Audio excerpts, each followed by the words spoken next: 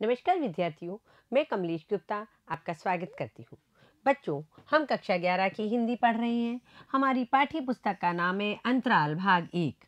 बच्चों, हम इसका अध्याय 3 पढ़ रहे हैं, जिसके लेखक है विष्णु प्रभाकर। बच्चों, हम विष्णु प्रभाकर जी के बारे में जान चुके हैं, इनका जीवन परिचय हमने जान लिया है। साथ ही इनके द्वारा लिखा गया जीवन वृतांत आवारा मसीहा शरद चंद्र जी के ऊपर जो इन्होंने लिखा है निबंध कम जीवन वृतांत है ये, जिसमें आवारा मसीहा नाम से इन्होंने शरद चंद्र जी को क्या किया है, सुशोभित किया है। तो वो हम पाठ हम यहाँ पढ़ रहे हैं। तो बच्चों, हम इसके बारे में कुछ जान चुके हैं शरद चंद्र जी के बारे में, बाकी का हम आज आगे जानेंगे। तो बच्चों, हमने देखा शरद चंद्र जी के जो पिता थे मोतीलाल जी, वो क्या थे, एक बहुत बड़े रचनाकार थे, लेकिन वो क्या है, अपनी स्वतंत्र प्रवृत्ति के थे और उन्होंने कभी भी टिक करके नौकरी नहीं की और वो अपने घर का भरण पोषण करने में जब असमर्थ हो गए तो उनकी पत्नी भुवन मोहिनी अपने बच्चे शरद को लेकर के अपने मायके यानी कि भागलपुर आ गई और वहाँ आकर के अपने मायके में रहने लगी। अब शरद चंद्र अपने नाना मामा के बच्चों के साथ में पढ़ने लगे और वहाँ पढ़ने के साथ साथ वो तरह तरह की शैतानियाँ करने लगे।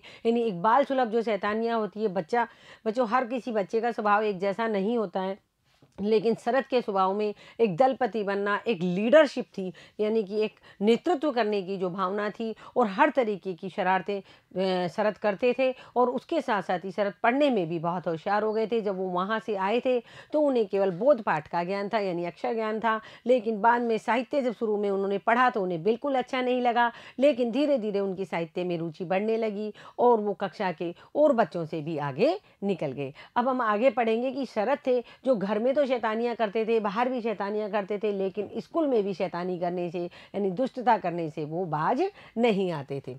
तो देखो आगे, अक्सर वहाँ की घड़ी समय से आगे चलने लगती। कहाँ की? स्कूल की। यानी वो विद्यालय में भी शैतानियाँ करते थे। विद्यालय में उन्होंने एक नई शैतानी शुरू करी, भाई टीचर कोई आएगा तो उनका पीरियड फटाफट हो जाए, इसलिए वो क्या करते थे, यानी घड़ी की सुइयों को आगे कर देते थे। उसको ठीक करके चलाने का भार वैसे अक्षय पंडित पर तो था, लेकिन 2 घंटे खूब जमकर काम करने के बाद तंबाकू खाने की इच्छा हो आना स्वाभाविक था। यानी जो विद्यालय की घड़ी थी उसको ठीक सही से चलाना, मतलब उसके टाइम का ध्यान रखना अक्षय पंडित पर, यानी अक्षय पंडित उनके एक टीचर थे, उनके ऊपर इसका मतलब भार था। उनको ये चार्ज सौंप रखा था कि भाई तुम इस घड़ी को बिल्कुल सही रखोगे। लेकिन अक्षय पंडित क्या करते थे, 2 घंटे तक खूब जमकर पढ़ाते थे। काम करने के बाद में कई कई लोगों की स्वभाव से आदत होती है, कई लोग चाय पीने चले जाते हैं, कई लोग कॉफ़ी पीने चले जाते हैं, लेकिन इनके तंबाकू खाने की इच्छा हो जाती थी। तब वे स्कूल के सेवक जगुआ की पानशाला में जा उपस्थित होते थे। तो अक्षय पंडित क्या करते थे, खूब काम करने के बाद में जब उनकी इच्छा तंबाकू खाने की होती तो स्कूल के एक सेवक थे, जगुआ उनकी पानशाला थी, वहाँ पान खाने चले जाते थे। इसी समय शरद की प्रेरणा से दूसरे छात्र उस घड़ी को 10 मिनट आगे कर देते। शरद की प्रेरणा से, यानी शरद दलपति था, लीडरशिप करता था, तो उसकी प्रेरणा से उसके जो संगी साथी और थे वो क्या करते थे, शरद कहते थे चलो चलो कर दो, और वो 10 मिनट आगे कर दिया करते थे। आप भी करते हो बाल सुलभ शैतानियाँ जो होती है, विद्यालय में करते ही हो। कई दिन तक जब उनकी चोरी नहीं पकड़ी गई तो साहस और बढ़ गया। अब भाई कई दिन तक 10-10 मिनट घड़ी आगे करते रहे तो उनकी चोरी नहीं पकड़ी गई। जब बच्चों चोर की चोरी नहीं पकड़ी जाती तो उसकी हिम्मत और बढ़ जाती है। उसी तरह बच्चों की हिम्मत और बढ़ गई कि कोई नहीं, चलने दो, टाइम को आगे बढ़ाने दो। वे घड़ी को आधा घंटा आगे करने लगे। कहाँ 10 मिनट आगे कर रहे थे, अब वो आधा घंटा आगे करने लगे। इसके बाद कभी कभी 1 घंटा भी आगे हो जाती थी। बच्चों 1 घंटे का टाइम जब आगे होएगा तो सबको इस चीज़ का एहसास तो होएगा, जब 3 की जगह वो सीधे ही 4 बजा दिया करते थे। उस दिन 3 का समय होने पर उसमें 4 बजे थे, यानी एग्जैक्ट जो टाइम था, वास्तविक जो टाइम था 3 बजे थे, लेकिन घड़ी में 4 बज रहे थे।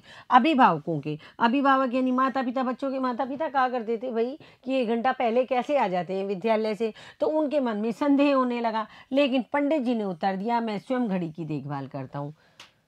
अभिभावकों ने कहा, माता पिता ने, भाई ये बच्चे 1 घंटा पहले विद्यालय से घर आ रहे हैं। तो अक्षय पंडित जो उनके टीचर थे उन्होंने कहा नहीं नहीं, घड़ी की तो मैं खुद देखभाल करता हूँ और घड़ी समय के अनुसार सही चल रही है। तो उत्तर उन्होंने दे दिया, लेकिन शंका उनके मन में भी थी। लेकिन थोड़ा सा जो खटका रहता है ना, वो अक्षय पंडित जो उनके गुरुजी थे उनको भी था कि मुझे भी लगता है कि कहीं ना कहीं कुछ ना कुछ गड़बड़ है। इसलिए उन्होंने चुपचाप इस रहस्य का पता लगाने का प्रयत्न किया। अब गुरुजी ने क्या किया, अक्षय पंडित ने, कि मैं पता लगाऊंगा, मुझे भी कुछ ऐसा लगता है जैसे टाइम ज़्यादा आगे जा रहा है, बच्चे जल्दी घर जा रहे हैं। तो उन्होंने चुपचाप इस रहस्य का, यानी मतलब क्या इसके पीछे राज है, इसका पता लगाने का प्रयत्न किया। एक दिन पानशाला से असमय में ही लौट आए। असमय यानी निर्धारित समय पर नहीं, यानी 1 घंटा 1.5 घंटे में जब भी पानशाला से आते, 10 मिनट में 20 मिनट में, उतनी देर में वो घड़ी की सुइयों को आगे कर देते। लेकिन एक दिन क्या हुआ, अक्षय पंडित ने बिना समय निर्धारित किए, यानी मान लो 10 मिनट के लिए जाते तो 3 मिनट में ही वापस आ गए। तो क्या देखते हैं कि बच्चे एक दूसरे के कंधे पर चढ़कर घड़ी को आगे कर रहे हैं। बस वे गरज उठे। आज बच्चों की चोरी पकड़ी गई, क्योंकि आज गुरुजी जल्दी आ गए। तो उन्होंने देखा बच्चे एक दूसरे के कंधे पे चढ़े हुए और चढ़ करके घड़ी की सुइयों को घुमा रहे हैं, और बस वे गरज उठे, यानी वो गुस्सा हो गए। और सब लड़के तो निमिष मात्र में ही वहां से भाग गए। निमिष मात्र मतलब क्षण भर में। जैसे ही गुरुजी क्लास में घुसे, गुस्से सारे बच्चे बाहर भाग गए एक साथ। लेकिन शरत भले लड़के का अभिनय करता हुआ बैठा रहा। भला लड़का नहीं, मतलब इस तरीके का बन के बैठ गया शरत जैसे उसने तो शैतानी नहीं की, जबकि शैतानी का मास्टरमाइंड कौन था? शरत ही था। मतलब वो उनका नेता था, दलपति था। तो वो तो बाकी सारे बच्चे तो गुरुजी के डर के मारे भाग गए, लेकिन शरत वहीं बैठा रहा और इस तरीके का नाटक करता रहा या अभिनय करता रहा जैसे उसे तो कुछ पता ही नहीं है। पंडित जी यह कभी नहीं जान सके कि इस सारे नाटक का निदेशक वही है। निदेशक मतलब निर्देश देने वाला, यानी लास्ट तक जब तक उसने विद्यालय छोड़ा तब तक गुरुजी को नहीं पता चला कि असली मास्टरमाइंड, असली निर्देशक, यानी बच्चों को जो निर्देश दे रहा है घड़ी की सुइयां आगे करने का, उसका जो निदेशक है वो कौन है? शरत है। तो अब शरत ने क्या अपनी सफाई दी? उसने कहा, पंडित जी आपके पैर छूकर कहता हूँ, मुझे कुछ नहीं मालूम, मैं तो मन लगाकर सवाल निकाल रहा था। यानी क्लास में बैठा है आराम से, बच्चे तो भाग गए। अब जब गुरुजी डांटने लगे तो कहा, गुरुजी मैं तो आपके पैर छूकर कहता हूँ, मैंने कुछ नहीं किया, मैं तो अपने सवाल हल कर रहा था। उस समय उसकी मुखभंगी देखकर कौन है विश्वास कर सकता है? मुखभंगी यानी मुख मुद्रा, मतलब उसने अपने इतना भारी अभिनय किया, यानी अपनी मुख की मुद्रा को इतने भले लड़के जैसे बना ली कि गुरुजी ने भी सोचा नहीं नहीं, शरत ऐसा नहीं कर सकता, ये बाकी लड़कों ने ये शैतानी की है। अपने असीम साहस और सूझबूझ के कारण जिस प्रकार वह घर में मामा लोगों के दल का दलपति बन गया था, उसी प्रकार स्कूल के विद्यार्थियों के नेतृत्व का भार भी अनायास उसके कंधों पर आ गया। देखो बच्चों, कई कई लोग क्या हैं, गॉड गिफ्टेड होते हैं, यानी भगवान से ही उपहार स्वरूप इस धरती पर आते हैं। उनके अंदर अपने आप ही स्वतः ही वो जन्मजात जो गुण होते हैं वो ही गुण शरत में थे।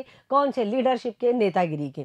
क्या हुआ, अपने असीम साहस, असीम यानी जिसकी कोई सीमा ना हो, मतलब वो डरता नहीं था।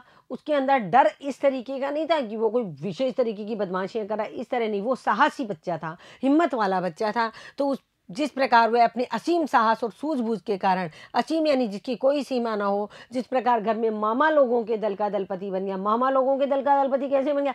उसके बहुत सारे छोटे छोटे मामा थे जो उसकी बराबर की उम्र के थे, क्योंकि उसकी जो माँ थी शरत की, वो घर में सबसे बड़ी बेटी थी, और शरत था जो अपने छोटे नानाओं के जो बच्चे थे मामा, उनके बराबर का था। तो वो घर में मामा लोगों के दल का दलपति तो बन गया। दलपति यानी दल का मुखिया या नेता।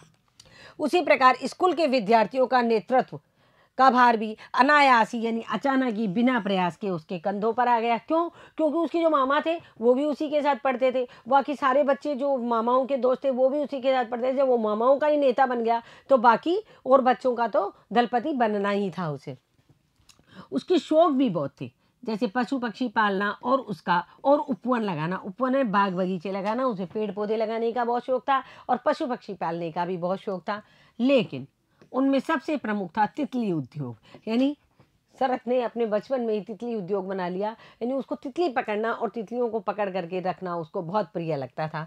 नाना रूप रंग की, नाना यानी अनेक रूप रंग की अनेक तितलियों को उसने काट के बक्स में रखा था। यानी बहुत बड़ा लकड़ी का बक्सा था और उसमें छेद कर लिए होंगे उसने, ताकि तितलियों को वो आती रहे, हवा आती रहे, और उसमें बहुत सारी तितलियों को उसने भर लिया।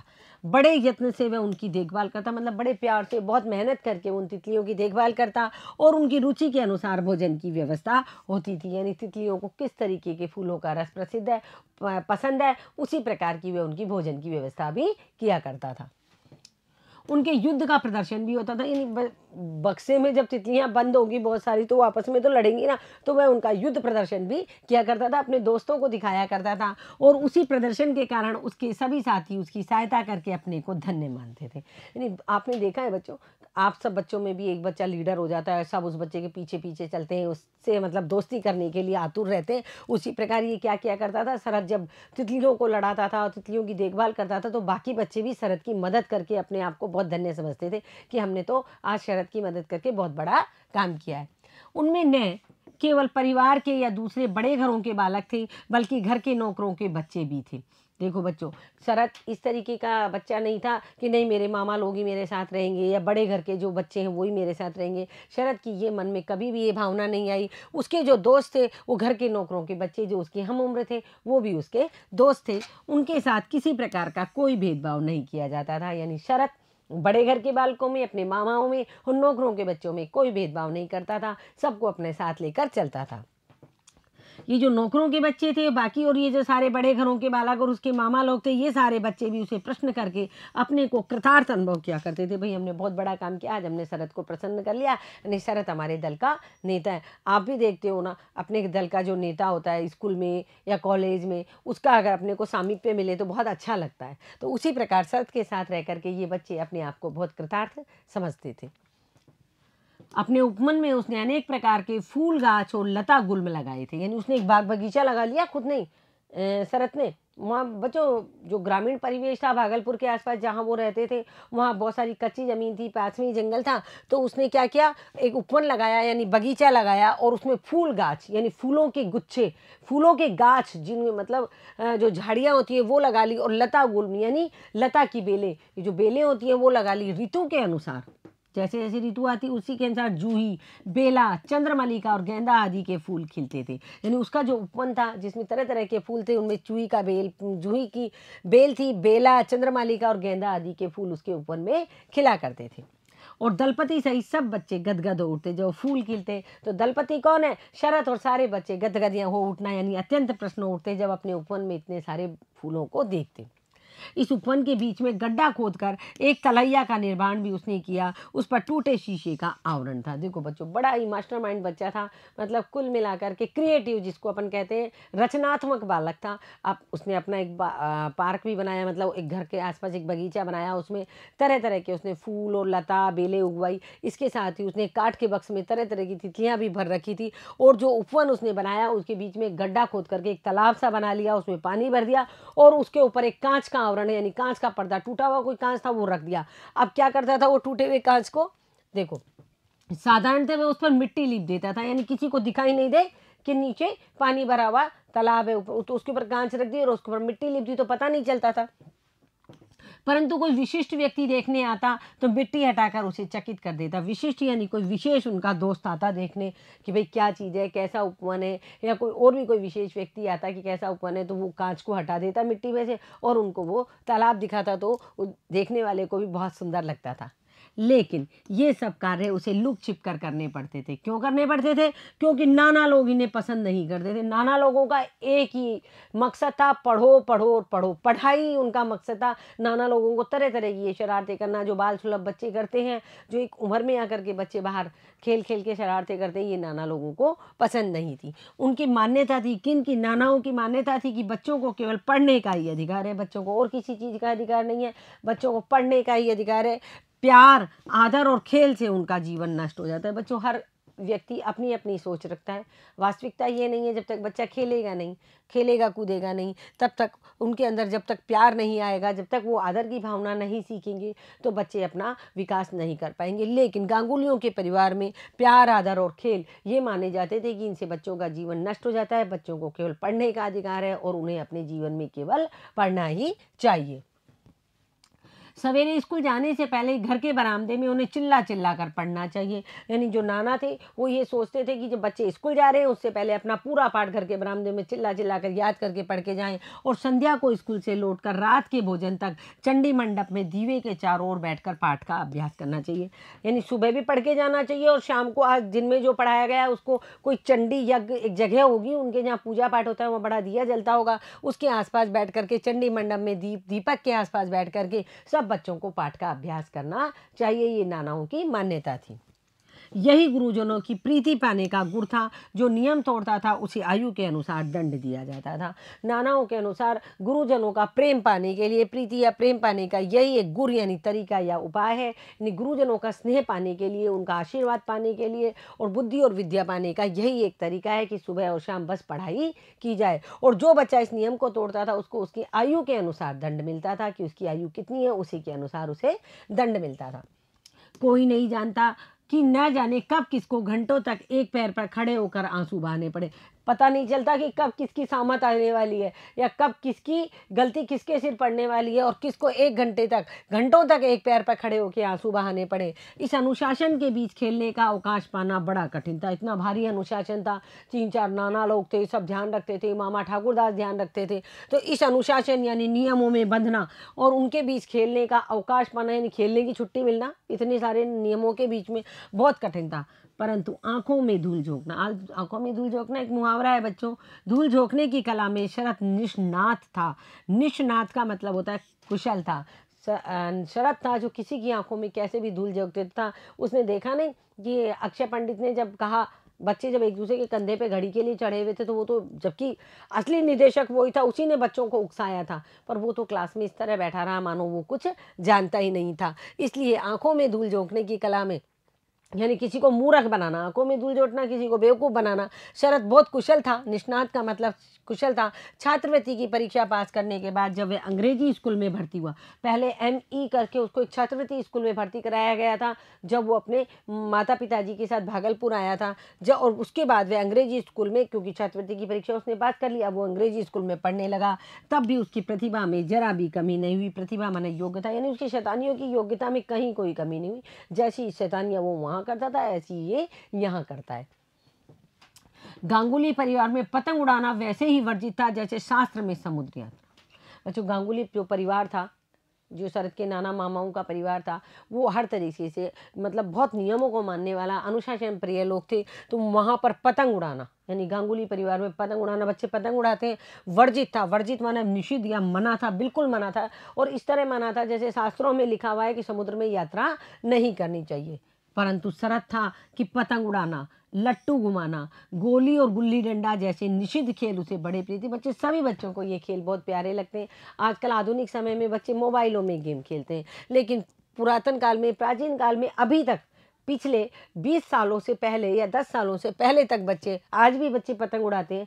पतंग उड़ाना आपने देखा है कि एक निश्चित त्यौहार के ऊपर पतंग उड़ाई जाती है। बच्चे लट्टू घुमा घुमा कर खेलते हैं। गोली, वो गोली लगा करके उंगली से जो गोली खेलते थे वो गुल्ली डंडा जैसे खेल थे। ये उसे क्या थे, ये खेल उसे बड़े प्रिय थे जो उसके लिए निषिद्ध थे, मतलब जिसके लिए मनाही हो। इन सब खेलों के लिए मनाही थी। पतंग उड़ाना हो, गुल्ली डंडा खेलना हो, इसके बाद लट्टू घुमाना हो और गोली खेलना हो, ये सब खेल उनके नाना के परिवार में मना थे। लेकिन ये सारे खेल शरद को बहुत प्रिय लगते थे। नीले आकाश में नृत्य करती हुई उसकी पतंग को देखकर दल के दूसरे सदस्यों के हृदय नाच उठते और उसका मांझा विश्व विजयी था। जब वो क्या करता था, पतंग उड़ाता था, वो तो अपने नानाओं की आंखों में धूल झोंक देता था। और जब वो पतंग उड़ाता था तो नीले आकाश के नीचे जब उसकी पतंग नृत्य करती थी तो उसके जो सदस्य, उसके दल के जो दूसरे बच्चे थे, उनके हृदय नाच उठते, वो बहुत प्रसन्न होते, बहुत खुश होते। बच्चे स्वाभाविक है, बच्चे मतलब इस तरीके के खेल खेलते हैं, पतंग उड़ाते हैं। अपन बड़े लोग भी जब पतंग उड़ाते हैं तो अच्छा लगता है, पतंग ऊपर जाती है। लेकिन जो शरत था, उसका जो मांझा था, मांझा यानी पतंग उड़ाने का जो धागा था, विश्व विजयी था, यानी कि उसकी पतंग कभी कोई नहीं काट सकता था, वो लोगों की पतंग काट दिया करता था। वह ऐसा पेच मारता कि विरोधी की पतंग कटकर धरती पर आ गिरती। पेच मारना मतलब पतंग लड़ाना। जब दो पतंगें आपस में धागे के साथ में उलझ जाती है यानी पेच लगता है, तो पेच ऐसा मारता था कि विरोधी जो दूसरे की पतंग थी वो कट करके नीचे धरती पर आ गिरती। शून्य में लट्टू घुमाकर उसे हथेली पर ऐसे लपक लेता कि साथी मुग्ध रहते, यानी अपने हर साथी को, वो अपने साथियों को इस तरीके से मतलब अपनी तरफ आकर्षित करके रखता था कि सारे साथी थे जो उसके ऊपर चिपटे ही रहते थे, जैसे मुग्ध हो जाते थे, उसके साथी खुश हो जाते थे।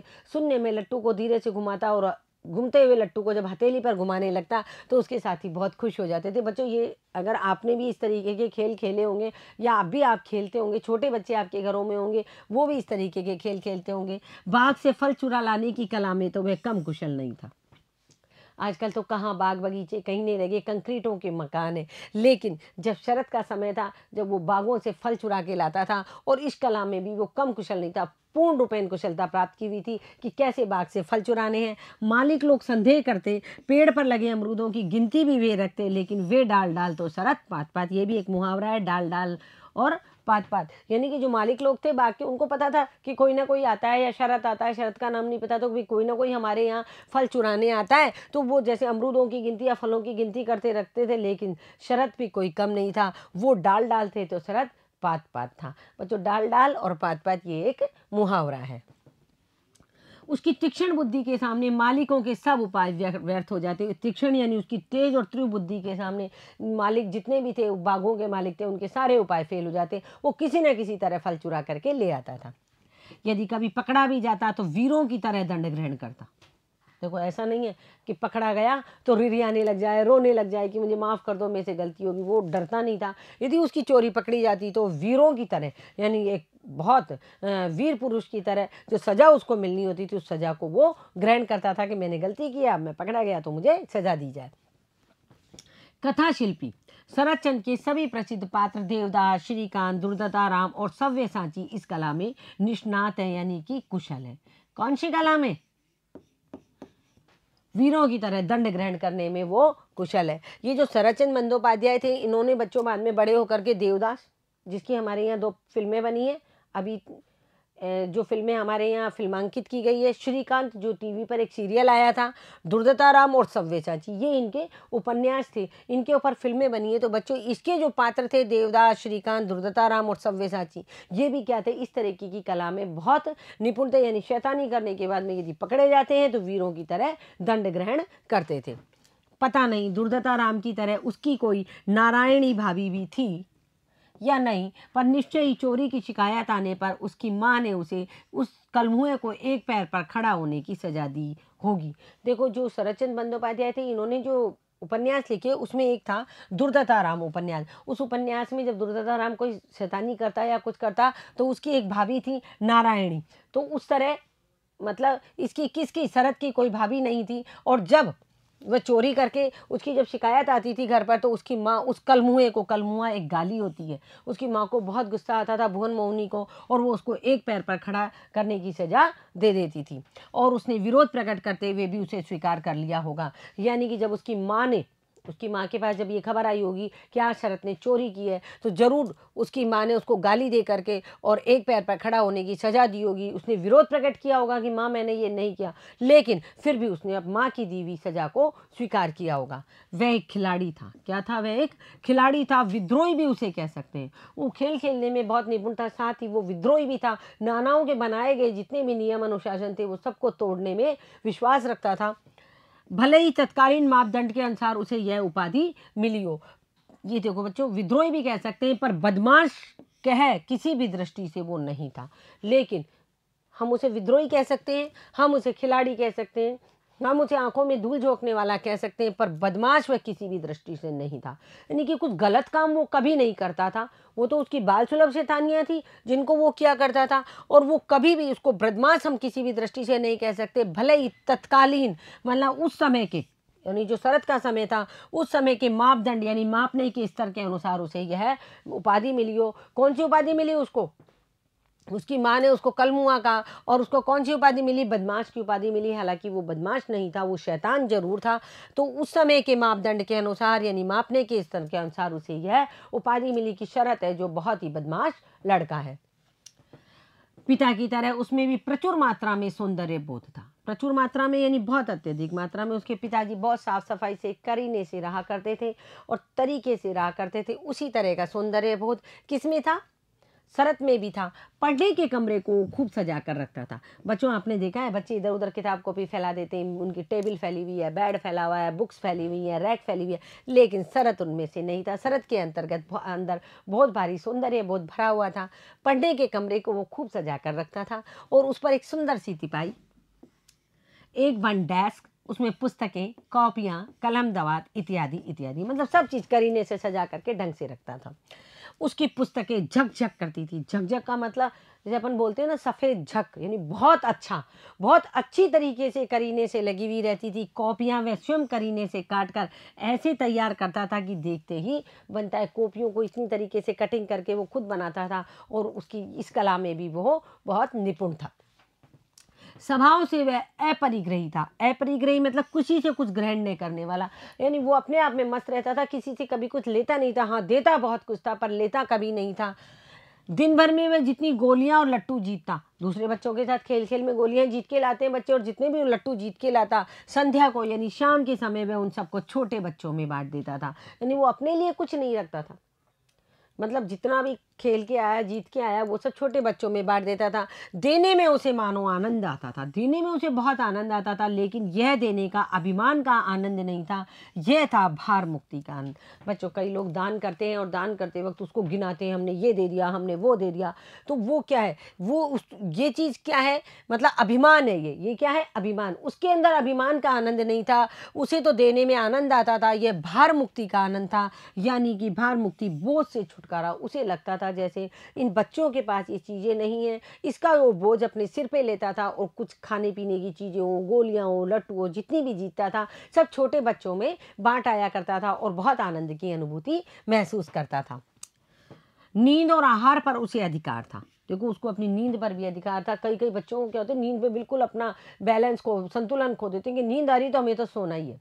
जबकि विद्यार्थी वर्ग जो होता है उसे सोने का एक निश्चित समय होना चाहिए। उसको नींद पर और आहार पर, आहार यानी भोजन पर, कम भोजन करने वाला जो स्वल्पाहारी होता है, आहार यानी भोजन पर, उसे भोजन करने पर पूरा मतलब क्या था, अधिकार था। मतलब वो अपनी एक लिमिट में, एक सीमा में रह के भोजन किया करता था, सीमा में लेके रह के नींद लिया करता था।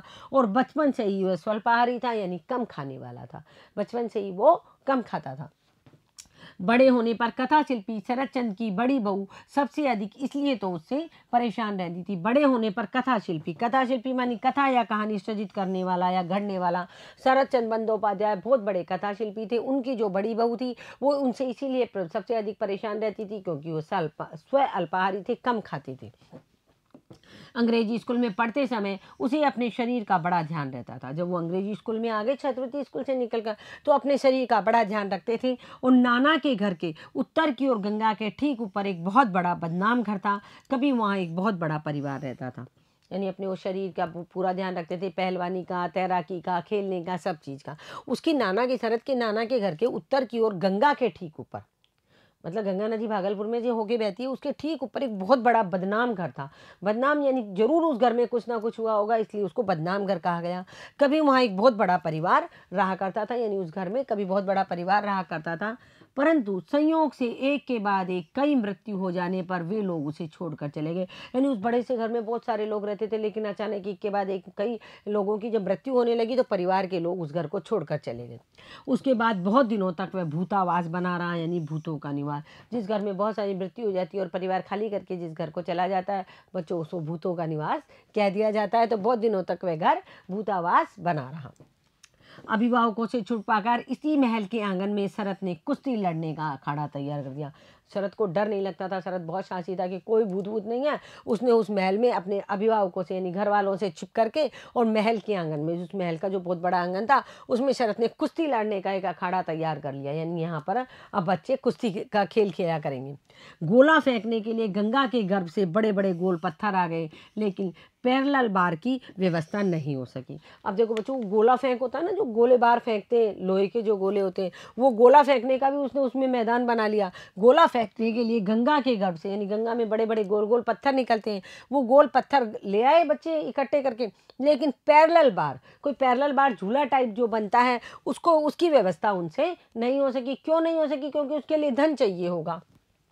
पैसे का अभाव जो था, पैसा उनके पास था नहीं। और बहुत सोच विचार का शरद ने आदेश दिया बांस की बार तैयार की जाए।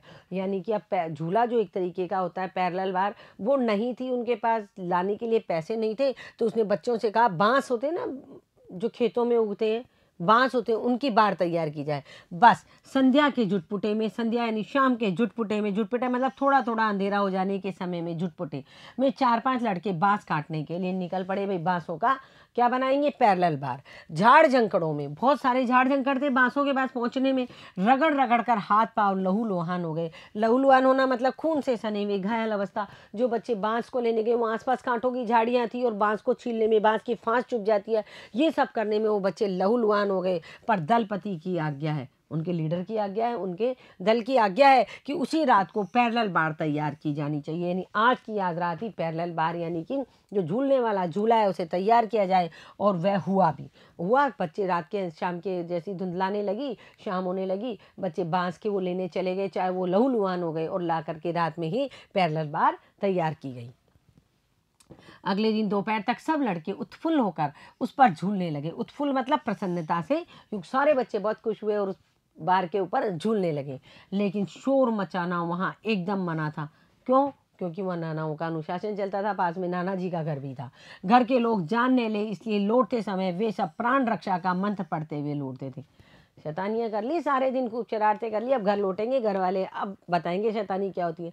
इसलिए वो एक मंत्र बताता था बच्चों को, प्राण रक्षा का मंत्र। सारे बच्चे उस प्राण रक्षा का मंत्र जपते हुए घर की तरफ जाते थे। लेकिन एक दिन क्या हुआ कि गिर जाने के कारण एक बालक को चोट आ गई। अब बच्चे जा रहे थे घर, अब बच्चे साथ में जा रहे थे, एक बालक गिर गया, उसको चोट आ गई। उसके बाद जो कुछ भी हुआ उसकी कल्पना कर लेना कष्ट साध्य नहीं है। कष्ट साध्य मतलब कठिनाई या कष्टपूर्वक किया जाने वाला। मतलब जैसे ही अब घर में पता चला कि ये बालक कहाँ गए थे और किस प्रकार गिरे थे, तो उसकी कल्पना कर लेना कष्ट साध्य नहीं है। यानी कि वहाँ उसके बाद जो उन बच्चों को दंड मिला वो सोचने लायक भी नहीं है। उसका विश्वास था, यानी शरद का विश्वास था कि तैरने से शरीर बनता है। शरद अपने शरीर का बहुत ध्यान रखता था और तैरने में महारत उसको हासिल थी। गंगा घर के समीप ही थी, घर के पास में उनके गंगा बहती थी। लेकिन कभी कभी रूठ कर दूर चली जाती थी। गर्मी का मौसम हो जाता था, गर्मी का मौसम होने से गंगा सिकुड़ जाती थी, यानी बिल्कुल उनके घर के पास से निकलती थी, लेकिन गर्मी के मौसम से पानी कम होने से गंगा सिकुड़ जाती थी, दूर चली जाती। उस वर्ष ऐसा ही कुछ हुआ। बीच बीच में छोटे छोटे ताल बन गए, यानी गंगा इतनी सूख गई कि बीच बीच में खड्डे बन गए पानी के। क्या बन गए? खड्डे। और सारी जगह से गंगा सूख गई और उनमें लाल लाल जल भर गया। शरद उस लाल जल में स्नान करने का लोभ कैसे संवरण कर पाता? लोभ संवरण करना यानी मन की इच्छा को रोकना। यानी जो शरद था वो कैसे अपनी मन की इच्छा को रोक पाता? वो तो गड्ढों में भी उसको नहाने का बहुत मन कर रहा था, तो अब वो गड्ढों में नहाने जाता है। देखो, मणि मामा को साथ लेकर एक दिन वह उसमें कूद ही पड़ा। एक दिन मणि मामा जो उसकी हम उम्र थे उनको साथ ले गया और गंगा के उस गड्ढे में कूद पड़ा। लेकिन उसका दुर्भाग्य, दुर्भाग्य यानी बुरा भाग्य, उसी दिन क्या हुआ? छोटे नाना अघोरनाथ असमय ही घर लौट आए। यानी छोटे नाना अघोरनाथ काम पे गए थे, उनको मणि और शरद जब नहाने गए तो उन्होंने सोचा अभी तो नानाओं को आने में टाइम है, हम नहा के आ जाएंगे। लेकिन छोटे नाना अघोरनाथ थे जो बिना समय के ही घर जल्दी लौट आए। और जब उन्होंने मणि को नहीं देखा तो पूछा मणि कहाँ है, और मणि के लिए पूछा कि मणि कहाँ गया है, अपने पुत्र के लिए। किसी ने बताया मणि शरद ताल में ना स्नान करने गए, किसी ने बता दिया मणि और शरद दोनों गंगा के ताल में स्नान करने गए हैं।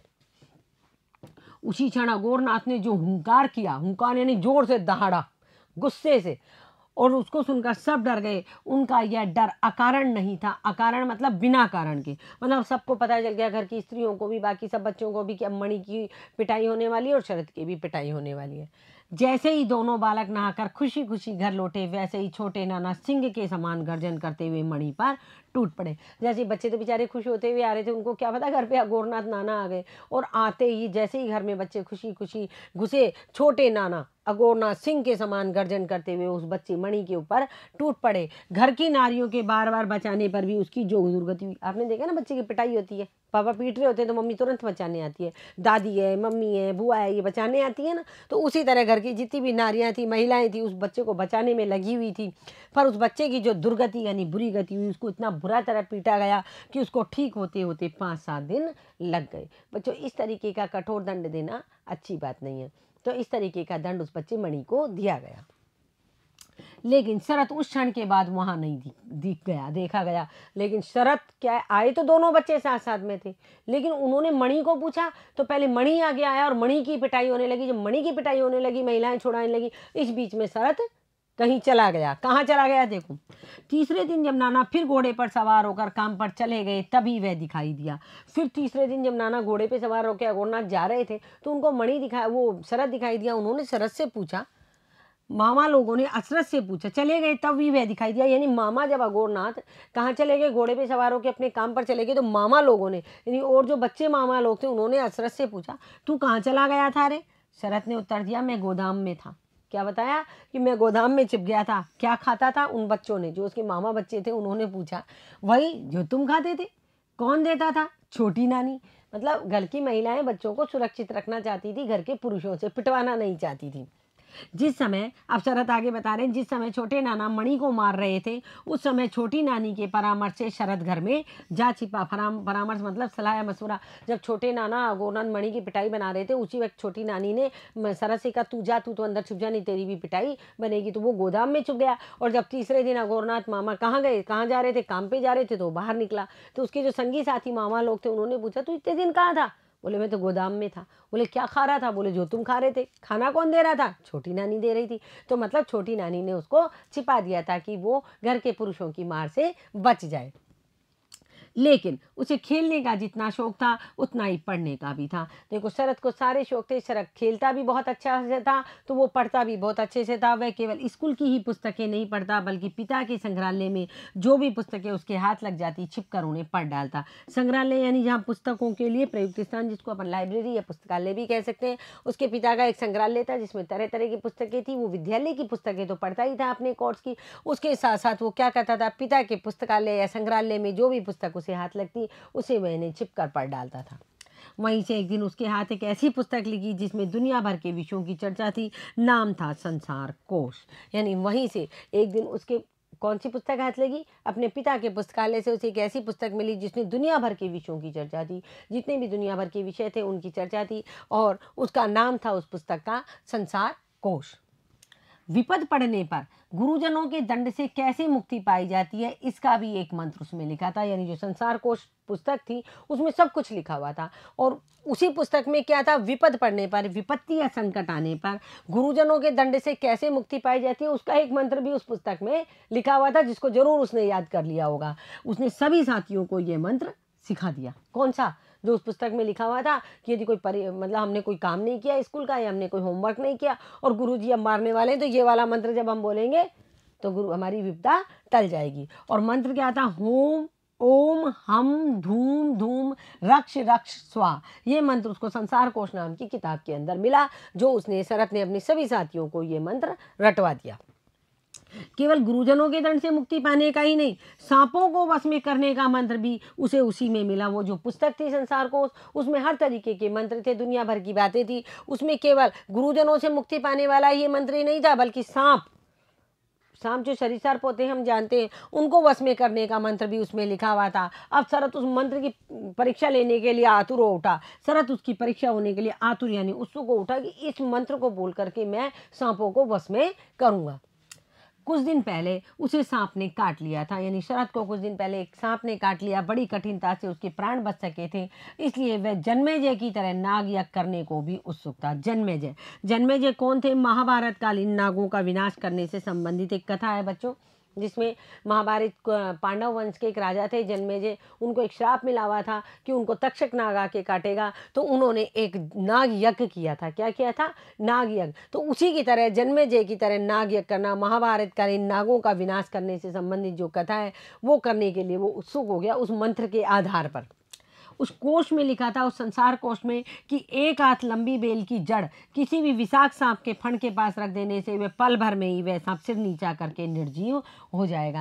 यानी उस पुस्तक में क्या लिखा होता है बच्चों, हर कोई बात सच नहीं होती है, लेकिन उस पुस्तक में लिखा हुआ था एक हाथ लंबी बेल, मतलब बेल की जड़, किसी भी बेल की इतनी बड़ी जड़ ले लो और उसी की जो विषाक्त यानी जहरीले जहर से युक्त सांप के फण के पास, फण होता है सांप का, ये जो मुख होता है, उसके पास यदि रख दे तो पल भर में ही वह सांप क्या कर लेगा, अपना सिर फण नीचा कर लेगा और निर्जीव हो जाएगा, यानी मृत हो जाएगा, बिना जीव का हो जाएगा। तो देखो बच्चों, ये जो हमने शरद चंद्र के बारे में आज यहाँ तक पढ़ा कि किस तरह उसने सांपों को वश में करने का, गुरुओं से तो अपनी प्राण रक्षा करने का मंत्र याद कर लिया और साथियों को याद करा दिया, लेकिन सांपों को भी क्या किया उसने, निर्जीव करने का मंत्र उसने याद कर लिया और इसके ऊपर वो एक प्रयोग करने के लिए आतुर हो उठा। तो बच्चों, यहाँ तक आज हमने पढ़ा। आप इसमें शरद चंद्र के बारे में पढ़िए, जो मैंने पढ़ाया है उसको, इसके साथ ही इसके कठिन शब्दों को भी याद कीजिए। आगे का जो पाठ है उसे हम अगली कक्षा में पढ़ेंगे। तब तक आप इसे पढ़ने का प्रयास कीजिए। धन्यवाद।